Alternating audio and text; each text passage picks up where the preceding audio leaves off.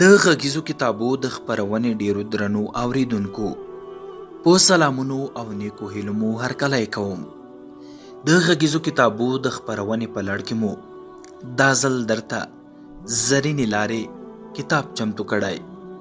هیله ده چې تر پای را سره واورئ. د کتاب لیکوال کیم او چونګ، ژباړن میر احمد یاد.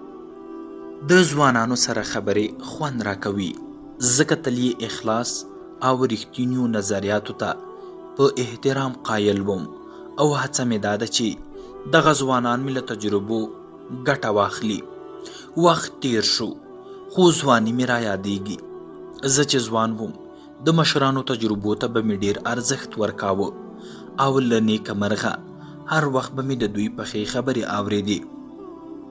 د دوی نصیحتونه به مې زړه ته اچول او په دې توګه به مې په خپلو کارونو کې له ډېرو ازمیښتونو او تېروتنو ځان ژغوره.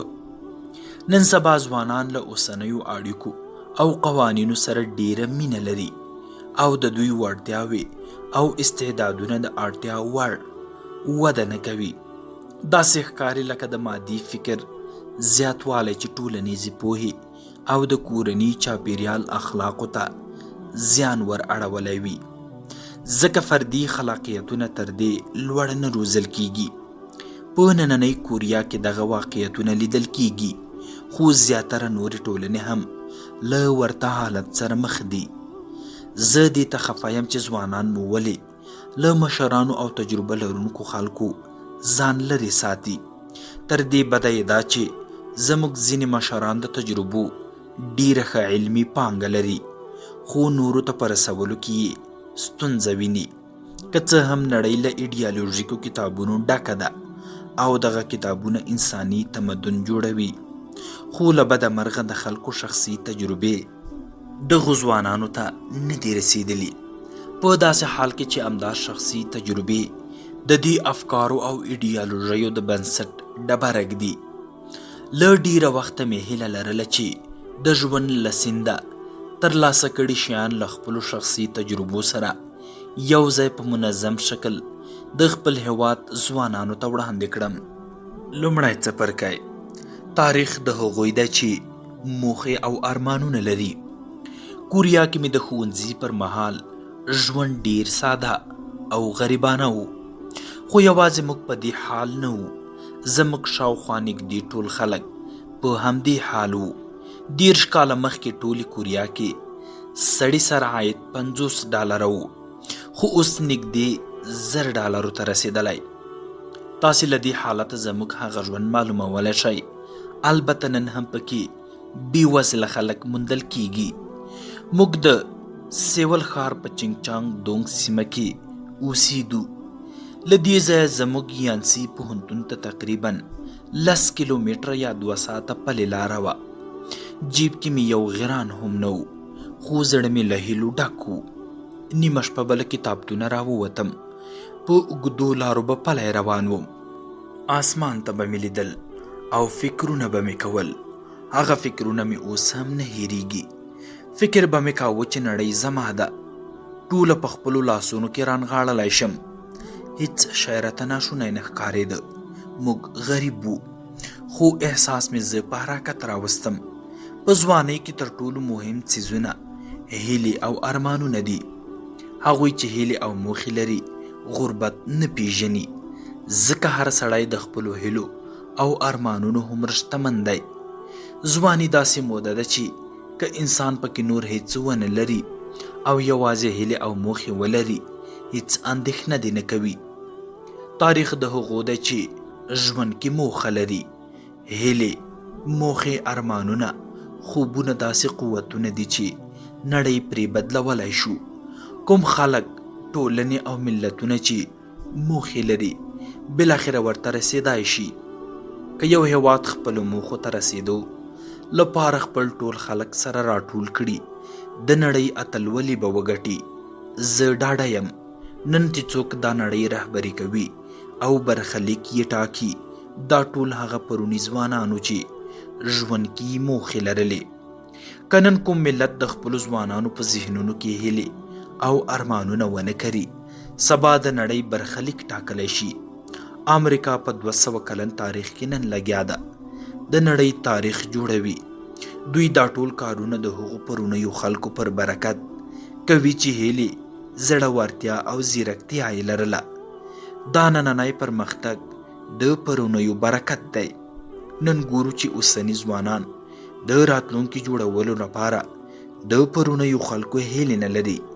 که یې لري هم زیاتره په قاطعیت ولاړ دي. که دا خبره رښتیا وي، خلکو او ټولنې ته به تر دې لویه غمیزه بله نه وي.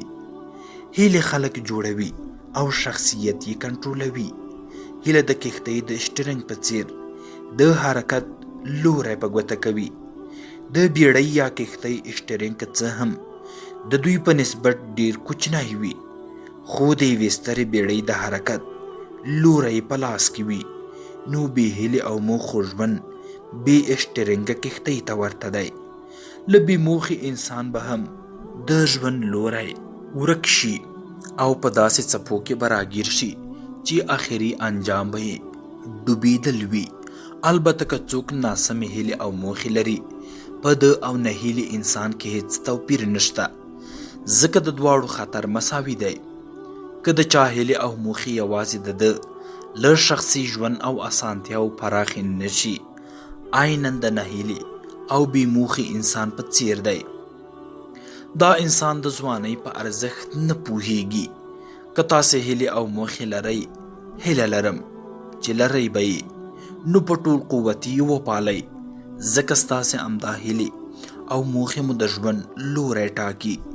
زما خوبونه ورو ورو رښتیا شول او نږدې 10 کاله وروسته په کوریا کې د یوې سترې ودانۍ خاوند شوم. دا ودانۍ د ډایو شرکت مرکزي دفتر نومیږي. که څه هم هغه وخت مې د دې ودانۍ په جوړولو ښه احساس نه لاره او ما ویل چې په پیسو یې ماشینونه او وسایل وپیرم چې چټک اقتصادي پرمختګ وکړم. بل مې د خلکو اندېښنه هم لرله چې وایي په پیسو ټولولو ته یې ملا وتړله. په هر حال فکر مې بدل کړ او نوې موخه مې وټاکله.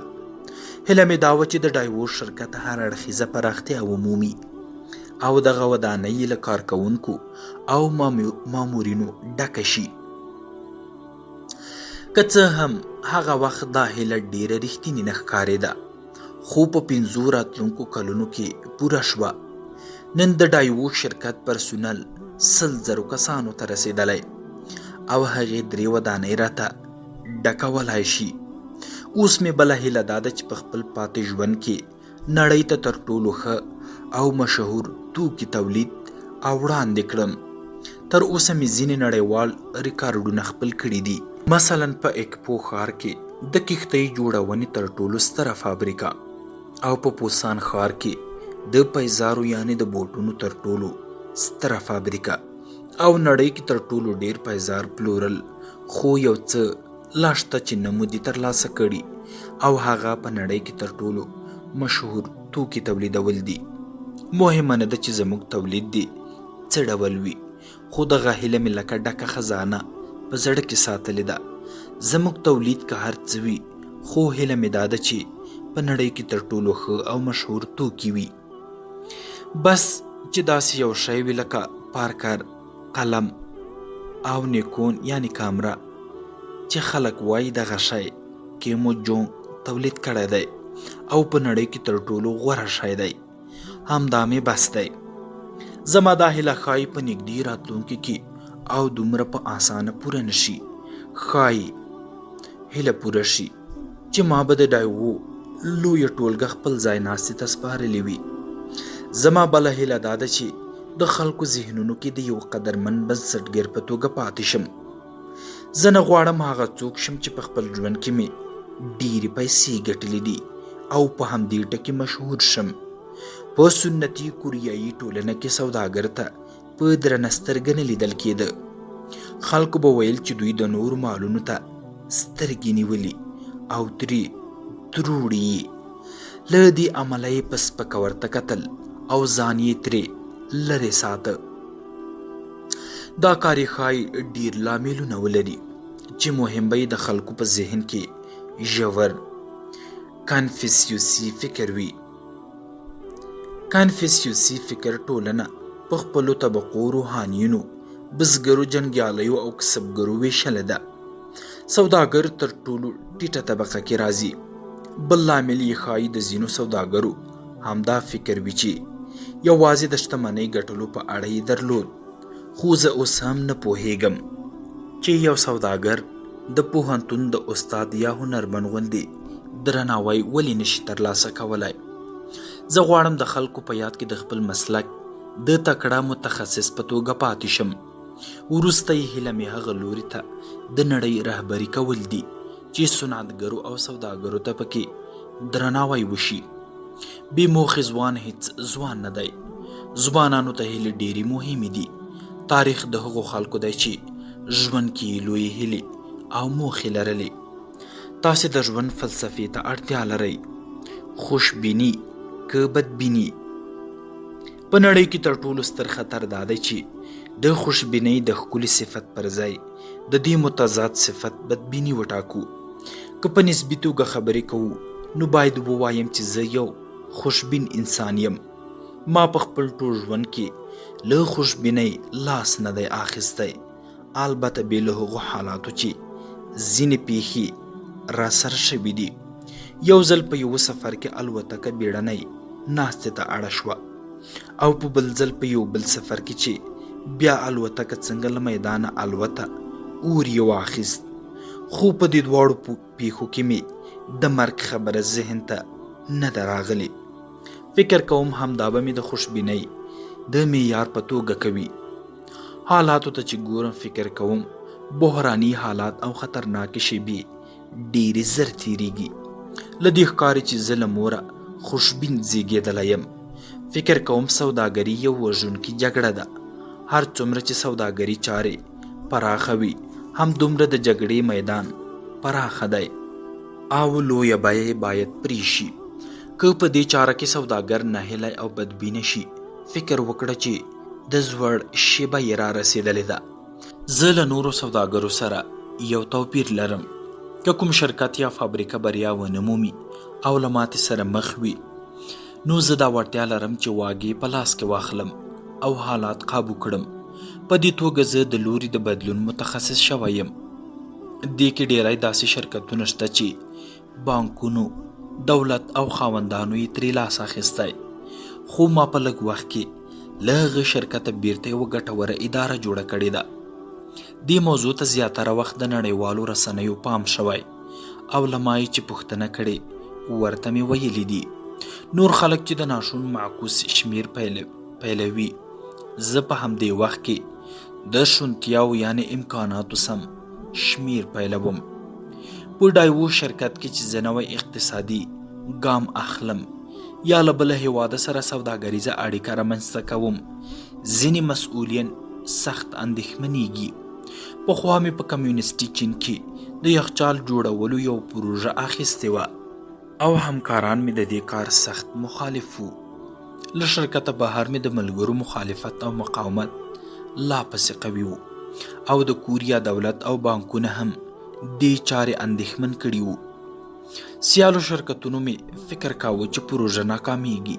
حتی جاپاني شرکتونو هڅه کوله چې د سیالو کوریایي شرکتونو په مرسته د دې پانګونې مخه ونیسي. دوی اوازې خپرې کړې چې چین کې ګنې مانه پوښتنې ګروېږنې شوي دي. که څه هم کوریایي دولت د دې پانګونې او اوازو مخالفت کاوه خو ما میدان پرې نه ښود ځکه ما حسابونه هغوی سره توپیر درلود. زه د شونتیاو په لټه کې وم او د همدې عملي کولو هڅه مې کوله.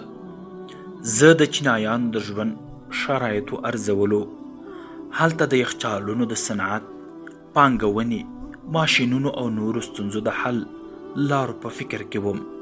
مهارت او د پوهې مدیریت هر نوی اقتصادي فعالیت ته اړین دی. دوه زړی یعنی زړه نازړه خلک د صنعت او سوداګرۍ وړتیا نه لري. که یو سلنه چانس وي په اصلي معنا سوداګر همدا هم د خپلې راتلونکي بریا لپاره یو فرصت ګڼي. د سوداګرۍ په نړۍ کې تل 2 او 2 4 نه وي، ښایي 4 لس شي او لس تر 50 ورسیږي. په سوډان کې مو نږدې 10 کاله مخکې د ټایرونو جوړولو یو فابریکه پرانیسته. دا په نړیواله کچه د کوریا شرکت لومړنۍ فابریکه وه. ډیر خلک په بیلابیلو لاملونو دې چارې ته اندېښمن وو، ځکه ډایو شرکت تر دې دمه د ټایرونو جوړولو په برخه کې تجربه نه درلوده او دا کار یوازې د امکاناتو یعنی د شونتیاو په شمیر ترسره کېده. سوډان کې د ټایرونو تقاضا ته په لیدو هلته یوه فابریکه هم نه وه. له بهره د ټایرونو صدور ګران تمامېده. نو زه دې پایلې ته ورسېدم چې دا خلک به زموږ پروژې ته ښه راغلاست ووایي. د سوډان 80 سلنه ځمکه وچه دښته ده او ښارونه یې له یو بله لرې پراته دي. نو د موټرو تقاضا پکې زیاتیږي. د دې ترڅنګ یوې باوري سرچینې خبر کړی وم چې د سوډان په ساحل کې د نفتو یا تیلو یوه زیرمه هم په نښه شوې ده. دې زیرمې اقتصادي پراختیا راوړه او دې سره د لیږد رالېږد د وسایلو ته هم اړتیا ډېرې ده. له دې زیاتوالي سره هر موټر نږدې 5 ټایرونو ته اړتیا پیدا کوله او په دې وچو دښتو کې د ښارونو او یخو سیمو په پرتله د ټایرونو استهلاک هم ډیر وو. ما د مصرف بازار په دې ډول ارزولی وو او محاسبه مې کړې وه چې له نیکه مرغه هم دغه زما سنجولې پایله ترلاسه شوې. اوس دا فابریکه تر هره ځایه ډیره ښه روانه ده او ان څو ځله یې پراختیا ته اړ شو. د ټایرونو غوښتنه یا تقاضا دومره ډیره ده چې خلک یې تر تولید ډیر پیري. د کوریا راتلونکي ته ډیر خوشبینه یم. فکر کوم دا هیواد به ستر ګامونه واخلي او زموږ راتلونکی نسل به له تیر هغه ډیر ښه وي. زما د وخت نسل ډیر ټیټ او ډنګر وو، ځکه موږ په کافي اندازه خواړه نه لرل او سبق ته به په ځمکه کېناستو. فکر کوم همدا مو د وروسته پاتې والي لاملونه وو. د خلکو منځنی قد 160 سانتي متره وو او 180 سانتي متره لوړ کس به پکې تر ټولو لوړ دنګ انسان ګڼل کېده. نن د کوریا ځوانان زموږ له وخته نږدې 10 سانتي متره لوړ دي او ښه هډور بدنونه لري. څو کاله مخکې یونیفورم ختم شو او هر زده کوونکي ته د خپلې خوښې کالیو اغوستو اجازه ورکړل شوه. په دې وخت کې به مو د ونې یا قد له پلوه محصل په سخته تر یو مشر سړي جلا کولی شوی. ننني ځوانان ښه خواړه خوري، ښه لباس اغوندي او روغ رمټ دي. ځکه نو ملت هم راتلونکي ته له همدې ځوانانو تمه لري. له دې امله زه بېلابېل امکانات وینم او همدا راته انرژي راکوي.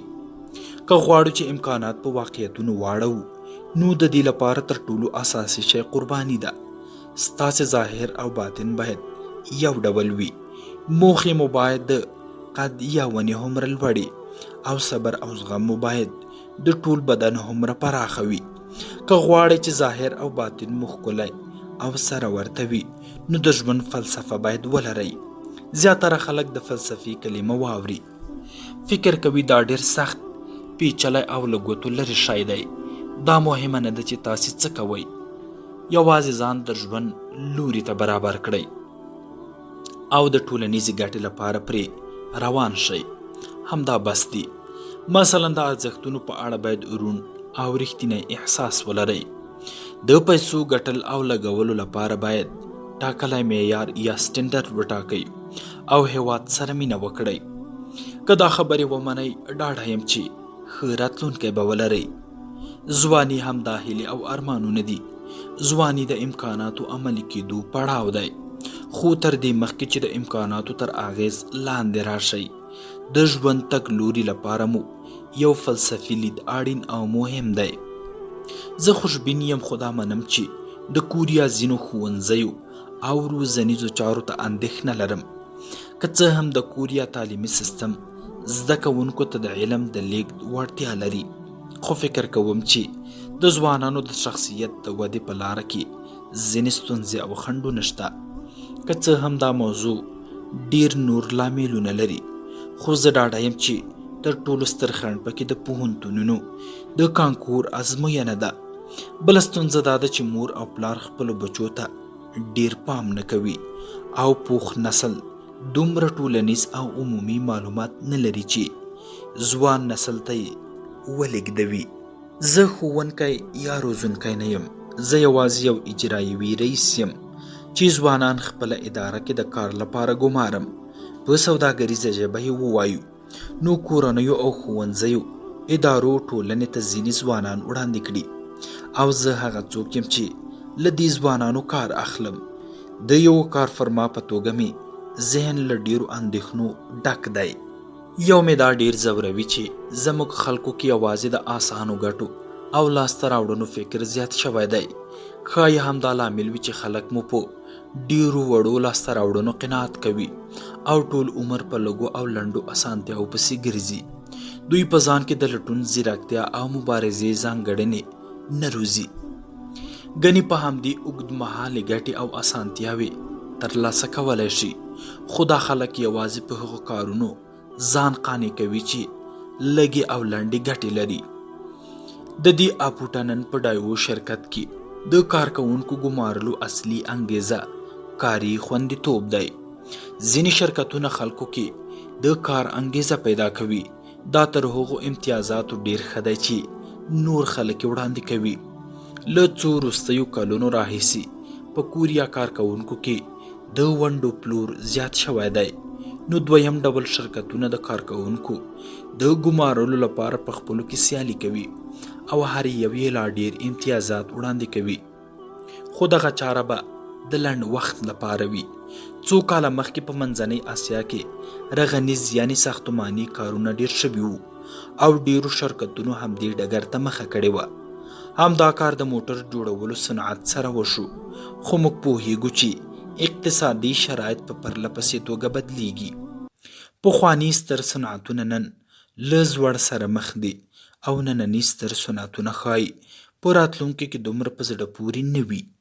اوس په بهرنیو هیوادونو کې ساختماني چارې خوځېدلې دي، خو کومو شرکتونو چې پخوا لنډه منډه کړې وه سر په زنګانه ناست دي. نو له دې ښکاري چې د یو کار یا دندې ټاکلو لپاره لنډمهالي امتیازات ښه دلیل نه دی. دا داسې ده لکه سړی چې د خپل ټول ژوند لپاره همدا اوس شرطونه ږدي، خو ځیرک انسان لومړی دا پریکړه کوي چې ژوند کې څه غواړي، بیا د همدې تشخیص پر بنسټ ځان ته کار او دنده ټاکي. بل مې دا ځوروي چې په زیاتره خلکو کې کبر او ځانځاني پیدا شوې ده. که ټول خلک یوازې ځان وغواړي، ټولنه به له ستونزو سره مخ وي. د تمې او حرص پر بنسټ جګړه به مو د ژوند خوښي او آرامي رانه وتروړي. دا احساس له انسانه لار ورکوي او ټولنه ان تر جنګ، جګړې او وینو تویونې رسوي. ځکه دا د تاریخ سبق دی. د زرینې لارې د غږیز کتاب دوهمه برخه.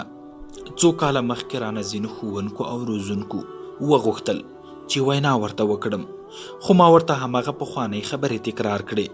نن غواړم دا خبرې د ټولې کوریا ښوونکو ته وکړم. لږ کلونه مخکې موږ ډیر سخت کار کاوه. د سهار له 6 به تر نیمو شپو لګیا وو. موږ به لیونی کار کاوه او نننی آرام ژوند مو د همغه زیار پایله ده. دا ښکاره ده چې موږ خپل شخصي ګټو لپاره کار نه کاوه. موږ یوې اساسي موخې ته د رسیدلو لپاره دا سختې زغملې. موږ دا هڅې د وطن دوستۍ دا احساس له مخې کولې او د دې وطن پرمختګ او آرامي مو ارمان وه. که یوازې د ځان لپاره مو کار کولای، حتما به ستړي کېدی او هیواد به مو نن داسې نه وای چې دی.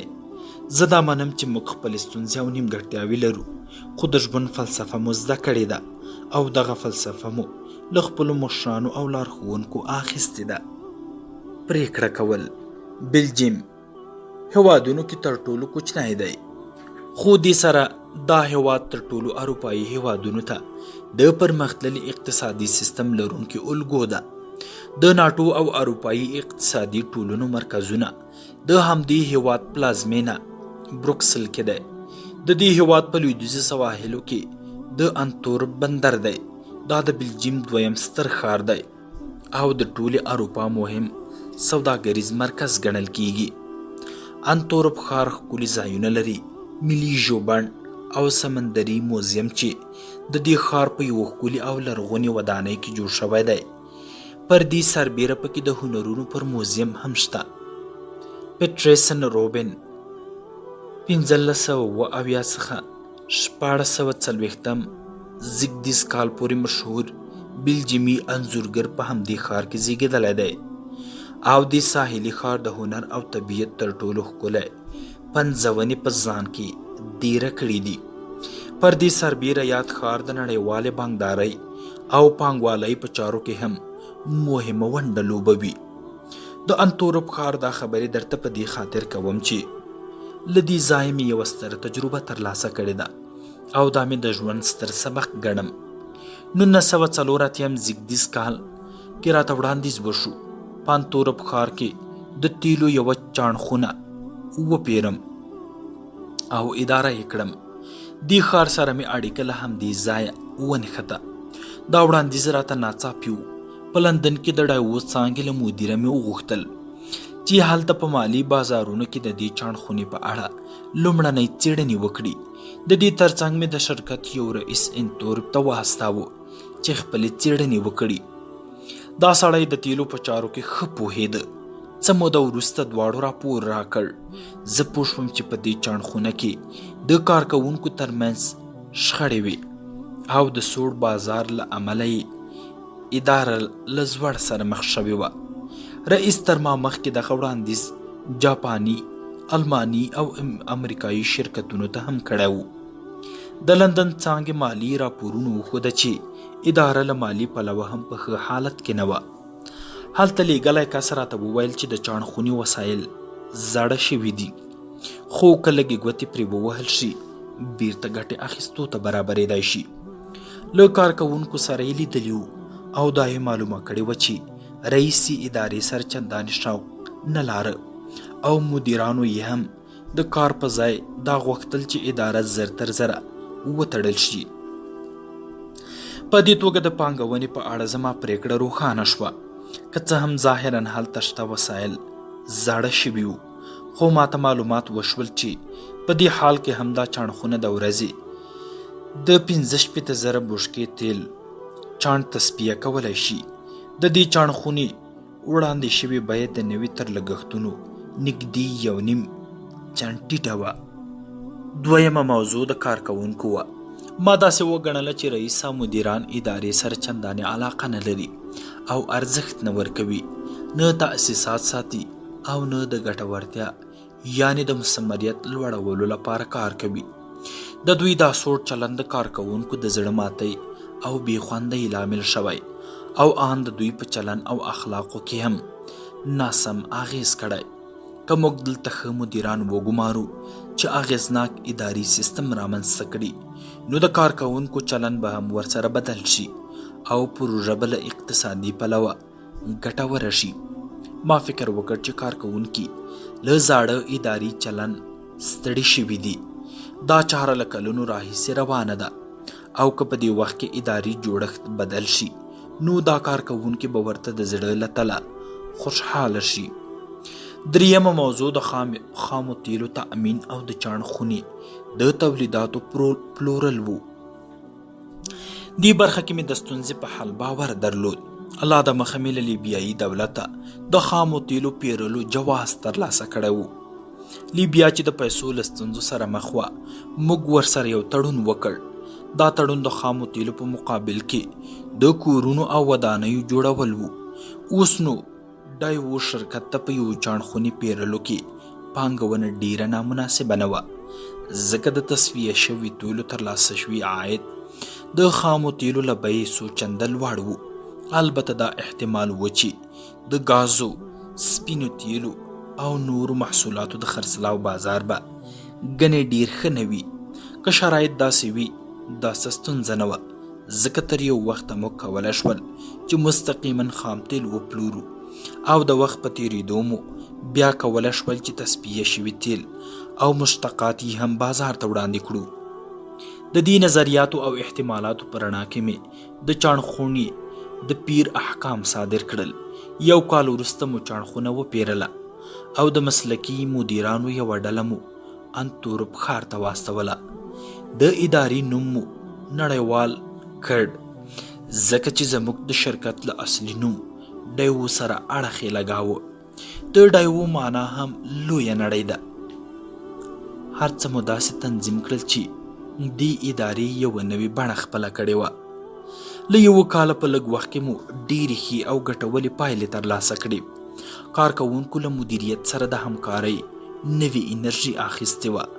فکر کوم د ډایو له خلکو یې 2-3 شیان د الګو په توګه زده کړي وو. په 1 کال کې چاڼخونې ګټه پیل کړه.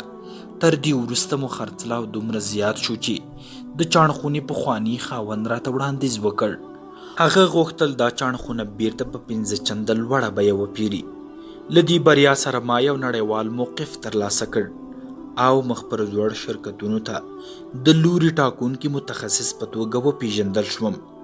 د انتورپ پروژې خبره مې په دې خاطر وکړه چې شهرت یې راکړی او نه مې ګنې خپله ګټه تاسې ته ښودله. دا خبره مې یوازې په دې خاطر وکړه چې د سمې پرېکړې په ارزښت پوه شئ. په هر صورت پخوانیو خاوندانو یې زموږ پر وړاندې ځانګړې ارزونې وکړې او په دې پوه شول چې ډېره ښه موقع یې له ګوتو وتېده. ورته تجربه په کوریا هیوادونو کې له کوریا موټر جوړولو شرکت هم لرم. دا شرکت په کوریا کې د جاپانیانو د یرغل پر وخت په دې خاطر جوړ شوی و چې اوپتلی یعنی زیرې دریایي پکې تولید کړي. موږ چې د دې شرکت مالکیت ترلاسه کړل ومو لیدل چې په تیرو 40 کلونو کې یې هیڅ ګټه نه ده کړې او په بد حال کې دی. له موږ مخکې کوریا دولت د 2 لویو مختلفو شرکتونو سامسنګ او هیونډای سره هم خبره کړې وه او دې شرکتونو خپله ارزونې هم کړې وې. یادو دواړو شرکتونو په کوریا کې د موټر جوړولو صنعت راتلونکي ته په کتو منفي ځواب ورکړی و. له دې وروسته ماته وړاندیز وشو. ما هم همغه ارزونې وکړې خو دا پرېکړه مې هم ورسره وکړه چې شرکت وپیرم او ډایو درنې صنایع ونوموو. په سوداګریزو چارو کې تاسې بېلابېلو پرېکړو ته اړ وځئ. ځینې وخت دا پرېکړې اسانه وي او ځینې وخت بیا یوه پرېکړه د ټول شرکت راتلونکی ټاکي. هره ورځ چې وي د لوړ پوړي مدیریت مسؤلیت دا دی چې وروسته یې پرېکړه وکړي. له تېرو څو کلونو راهیسې مې ډېرو همکارانو سره کار کړی خو د ژوند تر ټولو یوازې شېبې مې هغه وې چې پرېکړه پکې کوم. البته ملګري همکاران او ټیټ پوړي مدیران را سره هر ډول اړین معلومات شریکوي. دا چې مسؤلیت یې زما دی نو وروسته یې پرېکړه هم زه کوم او هغوی پکې برخه نشي لرلی. بله دا چې زه بیا د خپلو پرېکړو مسؤلیت په هغو خلکو نشم اچولی. پرېکړه یوازې په سوداګرۍ نه بلکې ټولو ورځنیو چارو کې مهمه ده. ژوند په پرېکړو ولاړ وي او یو ناسمه پرېکړه یې پای ته رسولی شي. زه کله کله فکر کوم دا ژوند لکه چې د دې لپاره دی چې موږ د ځینو مناسبو پرېکړو وړتیا ولرو او بریا ته پرې ورسیږو.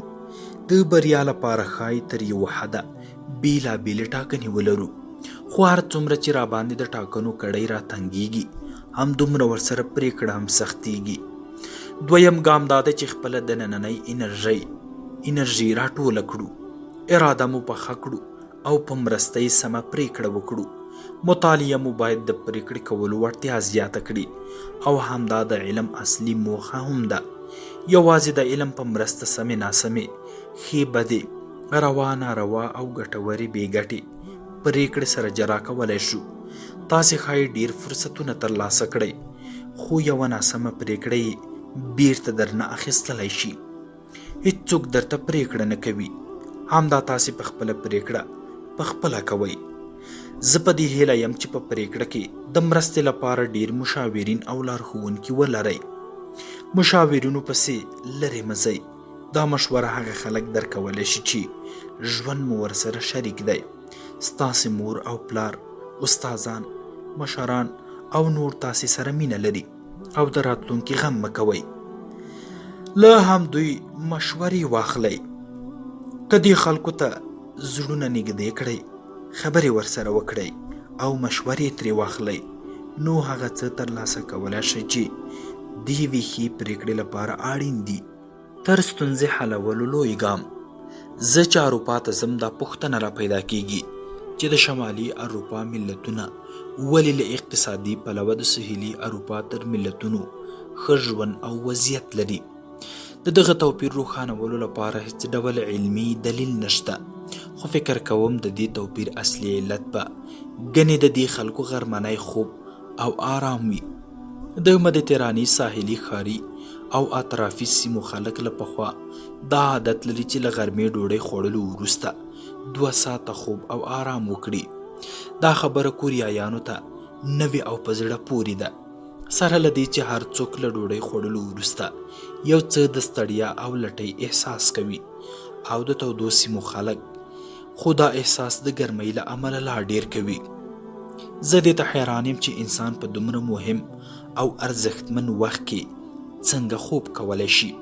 حال دا چې د دوی کاري مهالویش بیخي د شمالي اروپا خلکو ته ورته دی. سهار 8 بجې بازارونه خلاصیږي او مازیګر بیرته تړل کیږي. که د ټولنې ټول خلک داسې وکړي، معلومه ده چې ډیره کاري انرژي له لاسه ورکوي. نو فکر کوم چې په دې غرمني خوب باید له سره فکر وشي.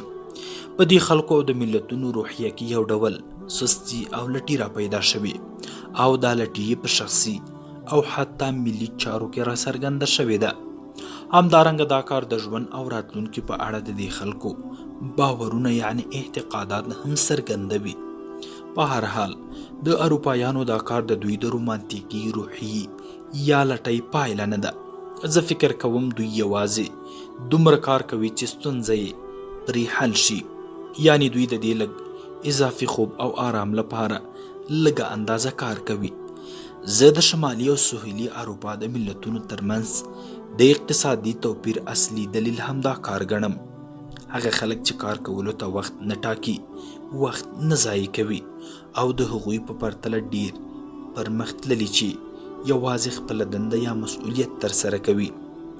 زه اوس هم یو تکراري خوب وینم. په دې خوب کې زه له پوهنتونه نه فارغېږم. داسې حال و چې ښایي رښتیا هم له دې پوهنتونه نه وي فارغ شوی، ځکه دا خوب په تکرار ډول وینم. په وروستي سیمستر کې به صنف ته د تللو پر ځای وخت تېرولو لپاره یوه دولتي اژانس ته د کار لپاره ورتلم. په وروستي سیمستر کې محصلینو همدا یو امتیاز درلود چې غیر حاضري یې کولی شوه. البته د وروستي سیمستر زیاتره محصلینو په خپل راتلونکي کار او دندې فکر کاوه، نو زما په څیر ډیری محصلین په همدې حال وو. د وروستي کال یو مضمون مې له پروفیسر وانګ ایل چانګ سره و. دا سړی اوس هم د سیول ښار په هایانګ پوهنتون کې درس ورکوي. هغه وخت کې استاد تازه له امریکا بیرته راستون شوی و، او د هغه ځای د درسي سیستم او صنفي نظم اغیز پرې لا څرګند و.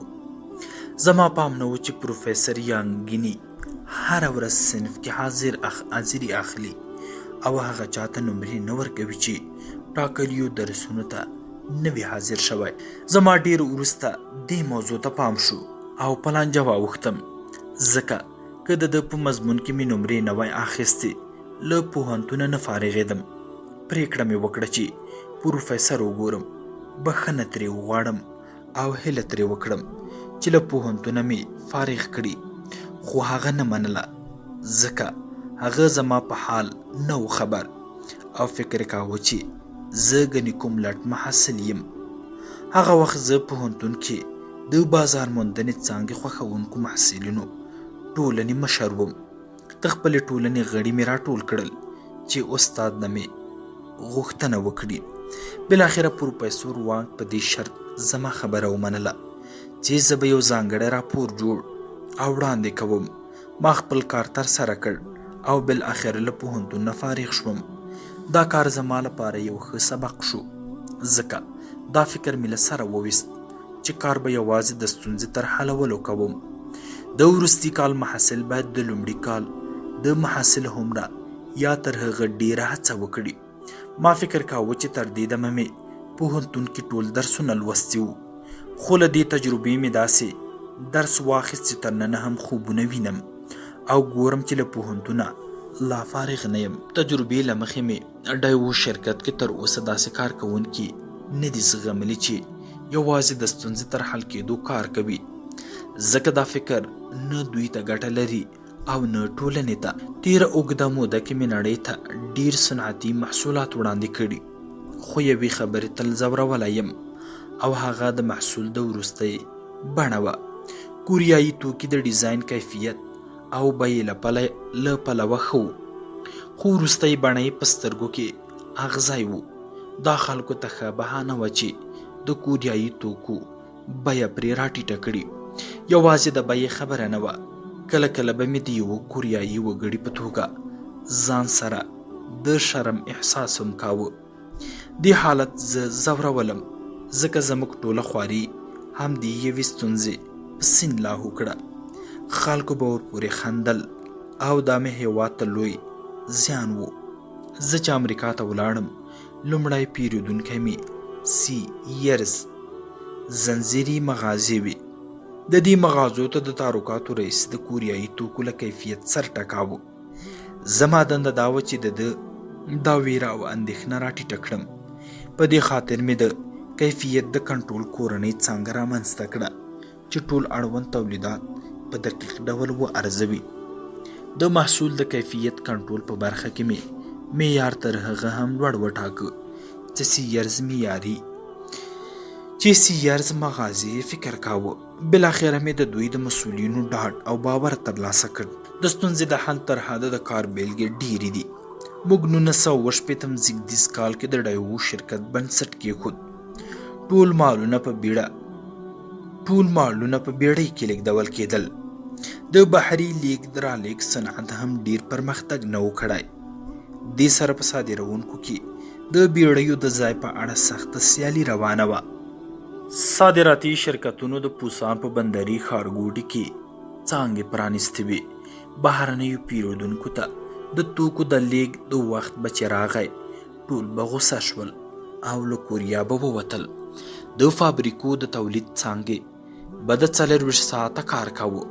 بیا به چې مال ګمرک ته ولاړ، د شرکتونو استازي به په تمه ناست و چې د مالونو بارولو وار یې راورسیږي. که موږ د خپلو مالونو لیږد لپاره یو شخصي بیړۍ نه وي چمتو کړي، د بلې کښتۍ تر راتګه به مو یوه اونۍ وار کولی او د تولید دا ټول فرصت به رانه ضایع کېدی. هغه وخت د وړو شرکتونو بریا په دې پورې وه چې کښتیو کې څومره ځای پیدا کولی شي. په دې خاطر به نو بندرونو کې د شرکتونو د استازو ګڼه ګوڼه او فشار سخت ډیر و. د دې استازو ترمنځ له تاوتریخوالي ډکه سیالي روانه وه. که یو استازی به لږ ساده و، بل به تیر ایسته. ځینې وخت به د یو استازي مال په بیړۍ کې بار شوی و. دی به چې وزګار شو او له بندره به ووت، د مال به راښکته او د بل شرکت مال به بار شو. دا به درته په زړه پورې وي چې په پوسان بندر کې د شرکتونو د استازو 3 ډلې وي. یوه ډله داسې وه چې پوه به شول مالونه یې د بندر ګمرک ته ننوتل، دوی به ترې ستانه شول. د دویمې ډلې به چې څنګه مال په بیړۍ کې بار کړ، له بندره به ولاړل. خو دریمه ډله هغه خلک و چې مال به یې بیړۍ کې بار شو. تر هغه وخته به ورته ناست و چې بیړۍ به له پوسان بندره روانه شوه. د لومړۍ ډلې خلک زیاتره بایلونکي وو او له ستونزو سره به مخ کېدل. د دویمې ډلې مال به چې چېرته په 10 سفرونو کې یو ځل پاتې شو. خو دریمه ډله چې د کار تر پایه به هلته و، له هېڅ ډول ستونزو سره نه مخ کېدل. د لومړۍ او دویمې ډلې خلکو به دومره کار کاوه چې د دوی په نظر به یې بسنه کوله، خو زیاتره وخت به شرکتونو ته لویې ستونزې جوړېدلې. ما امر وکړ چې د ډایو شرکت استازي دي تر هغه وخته په بندر کې وي چې بار کړې کښتۍ یې له سترګو فنا شي. دا د کار نهایي کولو یو ډول هڅه وه. په دې خاطر زه هېڅکله په سوداګانو کې له ستونزو سره مخ نه شوم او مال مو په خپل وخت پیرودونکو ته تسلیماوه. موږ دا مهمه وه چې د نړیوالو پیرودونکو باور او ډاډ ترلاسه کړو.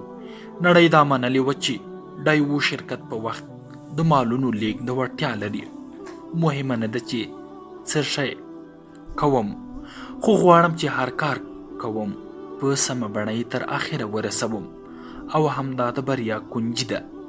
هڅه مې کړې پرسونل مې هم په دې پوه کړم چې کار باید تر وروستی شېبې سم وڅاري. دا چاره اوس په ډایو شرکت کې د یو لرغوني رواج په توګه مشهوره ده. نو له نننیو ځوانانو غواړم چې نوښتونه وکړي او په خلکو پسې دې نه ځي او خپل مطالعات دې یوازې د ستونزې د حل تر حده نه کوي. سمې لارې وټاکئ، وړتیاوې مو وکاروئ، پټ استعدادونه مو وپېژنئ او دا ټول بیا د ټولنې رغونه ته وړاندې کړئ. یوازې د نننیو ستونزو او سختیو په تیارو کې روڼ سبا کتلای شئ. که زده کړې وي او که نور کار، په ټول ژوند کې هڅې یوازې د ستونزې تر حل مه محدودوئ. د زرینې لارې د غږیز کتاب 3مه برخه. جادوګر. وایي داسې یو جادوګر پیدا شوی چې هر وخت وغواړي په لږو هلو ځلو او زیار د لوړې غونډۍ سر ته الوتلی شي. دې کار ډیری خلک حیران کړي او یو ډول رخه هم ورسره پیدا شوې ده. دا کار موږ دې فکر ته اړ باسي چې آیا موږ هم کومه ورځ دا وړتیا پیدا کولی شو؟ زه فکر کوم دی به یوه ورځ د خپلو مکاشفاتو په بحر کې ډوب و او ناڅاپه به پرې له شنه اسمانه دا وړتیا راورېدلې وي یا به ورته د دې خیال الهام شوی وي. مهمه دا ده چې لومړیو کې دې جادوګر تر عادي خلکو ډیر ټوپ نشو وهلی او که یې کولی شول مثلا ښایي 1 متر لوړ به الوت، خو د ځان ته یوه موخه وټاکله چې د یوې لوړې غونډۍ سر ته به الوځي. هره ورځ یې تمرین کاوه او ورځ تر بلې د الوت ډیرېده. ښایي خپل ټول وخت یې هم دې کار ته وقف کړی وي او ډیره پراخه حوصله یې لرله، داسې لکه غنم چې ورځ تر بلې لوړیږي. ده به له هغو ټوپ کاوه او بالاخره به یې ځای ته را رسېدلی وي. ښایي د ځینو نورو تمریناتو په لړ کې به ترې جادوګر جوړ شوی وي او د خپل کار په ساحه کې به ترې یو مسلکي کارپوه وتی وي. دا خبره ډیره اسانه رد کیږي چې جادوګران له موره جادوګر زیږېدلي دي. دا په دې معنا ده چې متخصصین هم متخصصین زیږېدلي او د شرکت اجرایوي رئیس هم له موره همداسې اجرایوي رئیس زیږېدلی. خو داسې نه ده، دوی هڅې کړي، زیار یې ویستی او بالاخره یې په خپله رشته کې متخصصین شوي دي. عیناً لکه پورته جادوګر. هر انسان نامحدودې وړتیاوې لري. د عادي او جادوګر انسان ترمنځ دا توپیر ده چې جادوګر خپلې پټې وړتیاوې پیژندلي، کار یې پرې کړی، تمرین یې کړی او د خارق العاده کارونو په ترسره کولو بریالی شوی دی. د هر معلول لپاره علت شته او هره هڅه پایله لري. فضایل او هنرونه ناڅاپي نه ترلاسه کیږي. دا د یوه ټاکلي کار تدریجي تکامل دی. دا د تواضع خلاف خبره ده. که ووایم چې ماته د جادوګر لقب راکړل شوی، ماته به ښایي جادوګر په دې خاطر وایي چې زیاتره وخت د هغه الوتونکي اتل یعنې جادوګر یادونه کوم. ښایي په دې خاطر چې هر کار مې پیل کړی، هڅه مې کړې چې ځان پکې د تخصص تر حده ورسوم. دا باید ومنم چې دا لقب مې بد نه راځي، ځکه په ټول ژوند کې مې غوښتل چې متخصص او مسلکي کارپوه شم. زه له اقتصاده فارغ یم، خو د رشتې اپوټه مې لومړی ځل کار نساجي فابریکه کې پیل کړ. هلته مې 10 کاله کار وکړ او په دې موده کې د نساجي او ټوکر اوبدلو چارو متخصص وبلل شوم. اوس که څه هم له کلونو راهیسې نساجۍ نه جلا شوی یم، خو د ټوکر په لیدو یې درته ټولې ځانګړنې او کیفیت ویلی شم. مثلا کوم تار پکې کارېدلی دی، له کومو پړاوونو تیر شوی او له کومو رنګونو پکې کار اخیستل شوی. زه نن هم ټوکر سره د رنګونو د ناستې په برخه کې یو جادوګر یم. خو زما جادو یوازې تر نساجۍ محدوده نه ده. دا چې زموږ شرکت نورو برخو ته پراختیا ورکړه، ما هم هڅه وکړه چې په هره برخه کې کارپوه او متخصص شم. مثلا د موټر جوړولو په برخه کې، د موټرو د حرکت په برخه کې، د کښتۍ جوړولو په برخه کې، او حتی د هوټل چلولو په برخه کې. په هر کار کې مې ځان د تخصص تر حده رسولی. د همدې تخصصونو له امله موږ وکولی شول چې د خپل کار ساحه پراخه کړو. د دې ټولو په لړ کې اوس د خلکو د ارزونې په برخه کې هم د تخصص تر حده رسیدلی یم. اوس چې له خپل یو مادون سره خبرې کوم، له خبرو، حرکاتو، سکناتو او څیرې یې سمدستي پوهیږم چې د علم او تجربې کومې کچې ته رسیدلی دی. یوازې په 2-3 پوښتنو یې خپل کار کې پوهه او تسلط معلومولی شم.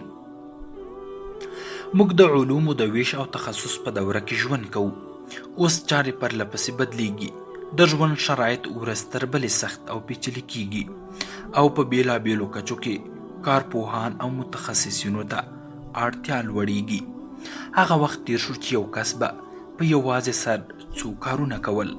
حتی که یو کس د کار په ټولو کلیاتو او جزئیاتو وپوهیږي، د وخت کمی به ورته د دې کار اجازه ورنکړي. کارونه د ځانګړي ویش پر بنسټ پراخه شوي دي او خپلو متخصصینو ته سپارل شوي دي. دې سره د کارونو بڼې هم زیاتې شوي دي او متخصصینو ته اړتیا ډیره شوې ده. نو دې ټولو ته په کتو باید تاسې اوس په خپله ټاکلې رشته کې تجربه لرونکي متخصص شئ. البته دا باید ووایم چې دا ویش د بیلابیلو کارونو ارزښت له منځه نه وړي. یعنې که تاسې په یو برخه کې تخصص کوئ، په نورو برخو او چارو سترګې مه پټوئ. نړۍ پراخه او ژوند رنګارنګ دی. که ځان د خپلو فکرونو په وړه دنیا کې بند کړئ، له چاپېریاله مو نه خبرېږئ. دا کار به درنه هغه چونګښه جوړه کړي چې کوهي ته لوېدلې وه. یو شي مې فکر بوخت کړی، هغه دا چې موږ ټول لګیا یو یوه لویه کنده کندو. خو دا مو هېر کړی چې لومړی باید د دې کندې ژوروالی معلوم کړو، ځکه د کندې کیندلو لپاره په کافي اندازه ځمکې ته اړتیا ده. د کندې ژوروالی او قطر که سره نسبت ونه لري او په لږ طول او عرض کې کنده وکنئ، نو له ستونزو سره به پکې مخ شئ. کارونه تل داسې پر مخ نه ځي، ځکه لومړنی اصول پرې واکمن وي. که لویې کندې ته اړتیا لرئ، په لویو ابعادو باید کیندنه پیل کړئ. که یوازې په ژوروالي فکر کوئ، دا په دې معنا ده چې د لومړي بیلچې په وهلو به یې تل ته ورسیږئ. خو که لږ ورښکته شئ، نو پوه به شئ چې لاندې ځای تنګ دی او کار پکې نشئ کولی. په دې خاطر باید د کندې له کیندلو مخکې ورته مناسب طول او عرض په نظر کې ونیسئ. په دې صورت کې به د کندې په کیندلو کې راحت او له کومې ستونزې سره مخ نه یاست. هڅه وکړئ چې کارپوه او متخصص شئ، خو دومره هم نه چې نور شیان مو له سترګو فنا شي. ستاسې تخصص باید له بیلابیلو او متنوع کارونو راجوړ شوی وي. دا چې وایو موږ لوړې زده کړې کړي دي، په دې معنا ده چې موږ لوړ حس، درک او تشخیص لرو. که څوک په میکروب پیژندنه کې تخصص کوي، اړینه نه ده چې د الوتکو د وزرو په نصب کې د هم تخصص وکړي. خو که تحصیلي رشته مو میکروب پیژندنه، فارمیسي یا ادبیات هم وي، بیا هم یو لړ پراخو عمومي معلوماتو ته اړتیا پیدا کوئ. زه د هغو پراخو معلوماتو په اړه غږیږم چې تاسې کې په منظم ډول روزل شوي وي او ستاسې د فکر ژوروالی او تخصصي زیات کړی وي. تاسې د فلسفي، ټولنیزو آدابو او اخلاقي اصولو په برخه کې معلوماتو ته اړتیا لرئ. نو موږ چې وایو انسان باید متخصص وي، دا په دې معنا ده چې سم لیدلوری، شعور او درک باید ولري. نن د انسان شخصیت او قوت له یو بلا جلا نه دی. هغه وختونه تیر شوي. قدرت هله ترلاسه کوئ چې تخصص ولرئ، او شخصیت هله جوړیږي چې تاسې د خپل کار ترسره کوونکي یوازینی کس شئ. د نننۍ ارزونې کاڼي او معیار تخصص دی. ډاکټرانو ته ولې درناوی کیږي؟ زه فکر کوم په دې خاطر چې ارزښتمن تخصص لري. دوی د هغو ناروغانو درملنه کوي چې نامتخصص انسان یې نشي کولای. د استایوسکي، کامو، کافکا او ځینې نورو لیکوالان ولې یادېږي؟ ځکه دوی په ادبیاتو کې تخصص درلود او هغه ځای ته پکې رسیدلی چې نور څوک پکې نه دي رسیدلی. دوی هغه کارونه کړي دي چې نورو خلکو یا کړي نه دي او یا یې کولای نه شوی. نو هڅه وکړئ چې متخصص شئ، کارپوه شئ او جادوګر شئ. هر مسلک چې ټاکئ هڅه وکړئ چې تر ټولو پکې غوره شئ. که پوښتنه دا وي چې دا کار باید څنګه وکړئ، نو یو نصیحت درته کوم: هر کار ته مو چې لاس ور واچوو ځان پکې ور ډوب کړئ. ایډیاوې، ځیرکتیا، پوهه او معلومات هغه چاته مخه کوي چې ځانونه یې په خپلو مسلکونو یا کسبونو کې ډوب کړي وي. که د نویو مفکورو یا ایډیاګانو لپاره لټه پرېږدئ او یو څه وخت آرام کوئ، نو غلطه لاره مو نیولې ده. لیک د قلم د څوکې له وروستۍ برخې یا انتها راوځي. تاسې باید پرله پسې لیکل تمرین کړئ چې نوې مفکورې یا ایډیاوې ترلاسه کړئ.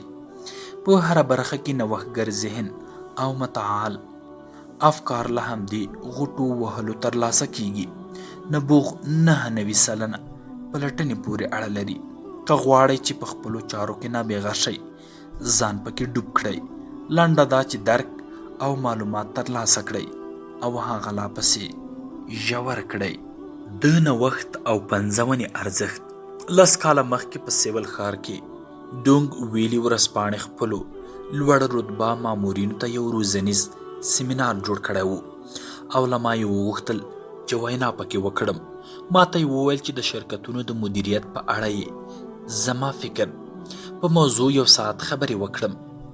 دا په زړه پورې و چې یو سوداګر او صنعتګر دې د ورځپاڼې لوړ پوړو مامورینو ته وینا وکړي، خو د ځینو نزاکتونو له امله مې دا غوښتنه نشوه رد کولی. نږدې یو ساعت د شرکتونو په اړه وغږېدم. څه مې چې وویل د هغه وخت د مدیریت د لوري او بهیر له بدلون سره یې اړخ لګاوه. د خبرو په پای کې یو ګډونوال ناڅاپه وپوښتلم چې که ته د یوې ورځپاڼې مدیر وي، د کومو نوښتونو او پنځونو هڅه به دې کوله؟ زه خو د ورځپاڼې لیکلو له فعالیته بهر وم او په داسې سیمینار کې راته خبرې ستونزمنې وې. اوس پکې دا پوښتنه هم راغله. دې ته مې حالت بیخي را ګډوډ کړ. بالاخره مې کوباو ذهن ته راغله. کوباو په کوریایي ژبه کې هغه لنډو کیسو ته ویل کیږي چې په ورځپاڼو کې د کارتون په شکل خپریږي او ډیر مینوال هم لري. ما ته هم د ورځپاڼو دې برخو ډیر خوند راکاوه. ما به لیدل چې خلکو به لومړی د ورځپاڼې په لومړي مخ مهم سرلیکونه او خبرونه لوستل. که دې به خوند ورنه کړ، زر به یې ځان د ورځپاڼې وروستۍ برخې یعنې کورنیو او ټولنیزو چارو ته رساوه. په دې برخه کې لومړی د انسان سترګې په همدې کومیډي کارټوني کیسو لګي. دا به یې د وروستۍ پاڼې په پورته برخه کې چاپولې. څوک چې ورځپاڼې ته اعلان ورکوي ترې غواړي چې په همدې برخه کې یې خپور کړي، ځکه دا برخه تر نورو ډیره زړه راښکونکې ده. په همدې خاطر د ډیرو مینوالو لرلو له امله د ورځپاڼې په دې برخه کې د اعلاناتو بیه هم لوړه وه. زه چې دا خندونکې برخه لولم، نوي فکرونه راته پیدا کیږي. دا چې خلک د دې برخې له لوستلو سره عادت دي، نو که دې برخه کې اعلان خپور شي د خلکو سترګې ځان ته را اړوي. که چیرې په کوم ځای کې 15 ورځې کارټون خپور شي، نو تاسې په 6مه ورځ هم دې ځای ته اعلان ورکړئ. که داسې ونه شي، د کارتونونو او انځورونو موده دې لږ وغځوي او تاسې په منځ کې اعلانونه چاپ کړئ. دا اعلان په مثبت وي. دغه ګران بیه برخې چې کوباو نومیږي سوداګرو ته په زړه پورې وي. نو هغه مدیر چې رانه پوښتنه یې کړې وه، ځواب مې ورته په دې بڼه ورکړ. له دې وینا څو ورځې وروسته مې ولیدل چې په کوباو برخه اعلانونه هم هغسې خپرېدل لکه ما چې ورته ویلي وو. نوښت د ننني ژوند اصلي اړتیا ده، خو دا دومره سخت نه دی لکه خلک چې فکر کوي. زه چې هر ځای ته لاړ شم په همدې خبره ټینګار کوم. دا موضوع په خپله نوښت نه دی، خو زما موخه ترې دا ده چې تاسې غواړئ که نه چې نوښت وکړئ. که ځینو نوښتونو ته فکر وکړئ، له ډیرو ساده فکرونو راپیل شوي او ډیرې لویې لاسته راوړنې لري. د شرکتونو په اداره او مدیریت کې نوښت مهمه ونډه لري. نوښت پنځونو او اختراعاتو د بشر په تاریخ کې هم مهمه ونډه لرلې ده. دا هر څه د یوه نوښتګر انسان په کلک هوډ راپیل کیږي. دا شخص هڅه کوي چې شته عادي فکرونه مات کړي او یو نوی شی په نوې بڼه وړاندې کړي. نو زه تل په دې ټینګار کوم چې نوښتګري انسان ته ډیره اړینه ده، ځکه همدا نوښتګر، مبتکر او پنځونکي خلک نړۍ او تاریخ ته بڼه او لوری ورکوي. د خلاقیت یا نوښت وده د اوسني حالت له څیړنې او پلټنې راپیل کیږي. آیا ما خپله ټوله هڅه کړې ده؟ آیا اوسني شرایط ښه دي؟ آیا ښې لارې چارې موندلی شم؟ دغسې پوښتنې په تاسې کې پټ نوښتونه رابرسیره او خوځنده کوي. هر څومره چې هڅه وکړئ، همدومره ښې پایلې ترلاسه کوئ. زه له زړه په دې باوري یم چې د ځوانانو مسؤلیت د اوسني حالت ښه کولو ته هڅه ده او د دې کار لپاره نوښت ډیر مهم دی. یو شي ته چې له نوې زاویې وګورئ، په مسایلو یې خبرېږئ. دا مسایل باید تاسې د جوړښت او پرمختګ خواته بوځي، ځکه په ځوانانو قیدونه او بندیزونه کم دي. ځکه نو د مشرانو په پرتله د نوښت لپاره ډیر حساس او چمتو دي. له زده کړو وروسته مې چې په لومړي ځل کار پیل کړ، د یوه نوي رامنځته شوي شرکت د بانکي چارو همغږي یا کوارډیناتور شوم. دا صنعتي شرکت هانانګ نومیده. کار مې تقریبا اسانه و، ځکه زما کار دا و چې د ارزونې لپاره مې باید د بانک یوې څانګې ته اسناد سپارلي وای. دوی دا پریکړه کوله چې اسناد دې لوړ پوړو چارواکو ته ولیږل شي که نه. که به یې راسره ونه منله، بیرته به مو اسنادو کې لازم اصلاحات راوړل او ما به بیرته همدې برخې ته سپارل. په دې ځای کې زما نه مخکې کار کوونکي له ډیرو ستونزو سره مخ وو. ټوله ورځ به یې بانک او شرکت ته په تګ راتګ تیروله. هر ځل به یې چې بانک ته اسناد لیږل، ډیر وخت به یې ترې نیوه. بیا به چې هلته اسناد پوره نه وو او رد به شول، ده به دویم ځل ورلیږل او لا ډیر وخت به یې ترې نیوه. څو ورځې وروسته زه په دې دنده وګمارل شوم. د دې چارې ټول پړاوونه مې ښه په ځیر وکتل چې ستونزې وپېژنم او په دې برخه کې مې د ستونزو حلولو هڅه کوله. لومړی پریکړه مې دا وه چې د بانک د هغې څانګې کارکوونکو سره به ښې اړیکې جوړوم چې زه ورته اسناد سپارم. د دې برخې نږدې ټولې مامورینې ښځې وې او هم دوی په نظر ورکاوه چې اسناد پورته د لیږد وړ دي او که نه. که به وړه ستونزه پکې وه، دې میرمنو به پخپله حل کوله او اسناد به یې مخکې لیږل.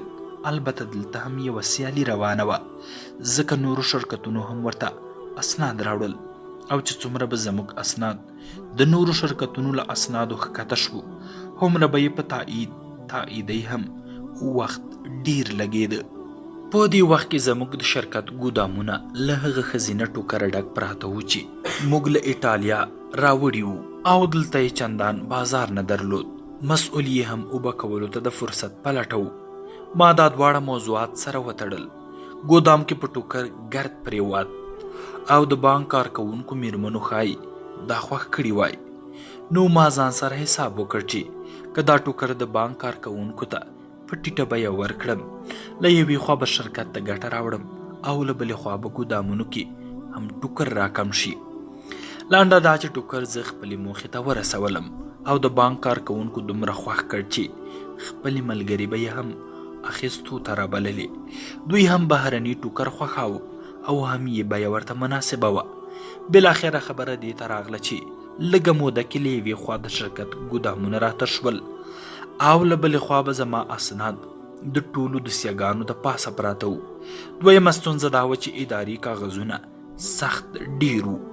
ځان سره مې وویل چې ښایي رانیم یې کړم. له نیکه مرغه دا کار مې بیخي اسانه وکړ.